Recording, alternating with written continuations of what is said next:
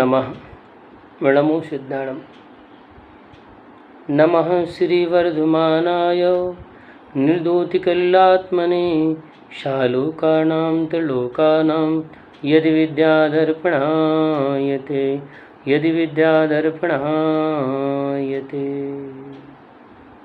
बोलो उत्तम आर्जव धर्म की जय।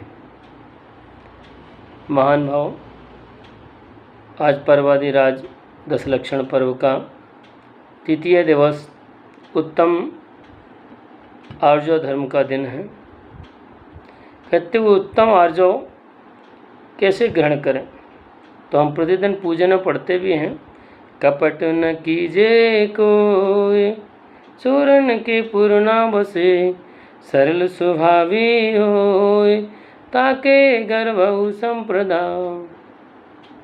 देखिए, जो कुटिलता के द्वारा कमाता है, बेईमानी करता है, मायाचारी करके कमाता है। अब आ गया चोरन के पूर्णा बसे। आप देखना, जो चोरी हैं, जो चोरी करते हैं, वो बहुत धन एकत्रित करते हैं, लेकिन उनके कभी नगर नहीं बसते, कभी घर नहीं बनते, वो कहीं ना कहीं भागते रहते हैं। माया त्रियोग युनयस, के मायाचारी करने वाला तिरंच गति का पात्र बनता है। कभी कुत्ता बन जाता है, बिल्ली बन जाता है, हाथी घोड़ा आदि बन जाता है, यानी कि तिरंच गति का पात्र बनता है। जीवन में हम कभी भी कोई भी कार्य करते हैं तो दूसरे के दिखाने के लिए, अंदर कुछ होता है और बाहर कुछ दिखाना चाहते हैं। अंदर हमारे पास कुछ भी ना हो, लेकिन बाहर हम बहुत कुछ दिखाना चाहते हैं। और पूजन में फिर भी हम पढ़ते हैं कि मन में हो सो बचन उचरिए, बचन हो सो तन सो करिए। पूजा में पढ़ते हैं, मन में हो सो बचन उचरिए। मन में जैसे हमारे भाव हों वैसा हम कह दें, और वैसा ही हम काय में क्रियान्वित कर दें। लेकिन आचार्यों ने कहा, गलत कृत्य के लिए ये सूत्र आपके ऊपर लागू नहीं होता कि कहीं हमारे मन में आ गया कि हमें किसी की पिटाई करना है, मन में विचार कर लिया, वो वचन से बोल दिया उसकी पिटाई करूँगा, वो काय से उसने को पीटना शुरू कर दिया। करे ऐसे टाइम पर ये लागू नहीं होता। ये तो समता को धारण करने के लिए, धार्मिक क्रियाओं के लिए, कि मन में आया हमें यात्रा पे जाना है, वचन में परिवार में चर्चा कर लो, कल मैं यात्रा पर जाऊँगा, वो सामान लेके क्रियान्वित कर दो, जाना प्रारंभ कर दो, काय में भी उसको लागू कर दो। तो इसीलिए काय मन में हो तो वचन उचरिए, वचन हो सो तन सो करिए। व्यापार में भी इस प्रकार से निश्चित कर लें, किसी के साथ मायाचारी ना करें। साहब ये तो 5 रुपये का आया है, तो 50 रुपये का आया है, तो 5000 का आया है और मैं आपको इतने में ही दे रहा हूँ। वह सामने वाला भी समझता है, लेकिन हम मायाचारी के द्वारा निश्चित कर दें। देखिए, पंडित दौलत राम जी, पंडित बनारसी दास जी, पंडित टोडरमल जी, ऐसे ऐसे महान विद्वान हुए हैं जिन्होंने कि अपना टाइम फिक्स कर रखा है, किसी ने अपना धन फिक्स कर रखा है कि इतनी आय हो जाएगी, इससे ज़्यादा हम नहीं कमाएंगे।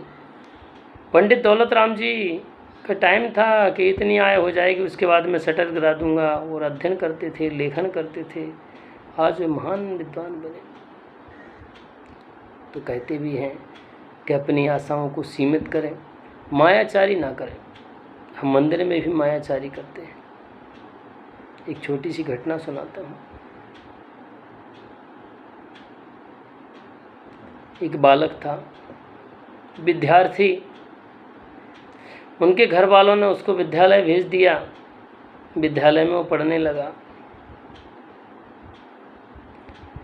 क्लास में बड़ा सीधा सच्चा बैठता था। जब टीचर आते थे बिल्कुल शांत स्वभाव से बैठ जाता था। टीचर सोचते थे बड़ा सज्जन विद्यार्थी है, और टीचर के बाहर जाते ही उठा पटक करना प्रारंभ कर देता था। ये बहुत दिनों तक चलता रहा, लेकिन कहते हैं मायाचारी ज़्यादा दिनों तक नहीं चलती। एक दिन वह पकड़ा गया और उसको स्कूल से बाहर निकाल दिया गया। इसी प्रकार से संसार में भी है। हम सोचते हैं कोई देखने वाला नहीं है, लेकिन एक ना एक दिन सच सामने आता है। कहते रुई के अंदर कितनी भी आग लगाने के बाद छुपाओ, लेकिन एक ना एक दिन आग उजागर हो ही जाएगी। कहते दाबी दूबी ना दबे, रुई लपेटी आग। इसी प्रकार से हमारा भी है, हम कितना भी अपने मायाचारी को छुपाएं, प्रकट ना होने दें, लेकिन उसी रुई की भांति हैं। रुई में आग लग जाए, कितना भी छुपाओ, एक दिन प्रकट हो ही जाती है। तो जीवन में कभी मायाचारी को ग्रहण ना करें, उत्तम आर्य धर्म को प्रकट करें। इसी भावना के साथ ओम नमः। सबको क्षमा। परंपरा को आगे बढ़ाने का संकल्प है हमारा, क्योंकि आपकी उम्मीद पर टिका है परिवार हमारा। अमर भारती एक उम्मीद, जज्बा बुलंद हौसलों का, जज्बा भारत के निर्माण का।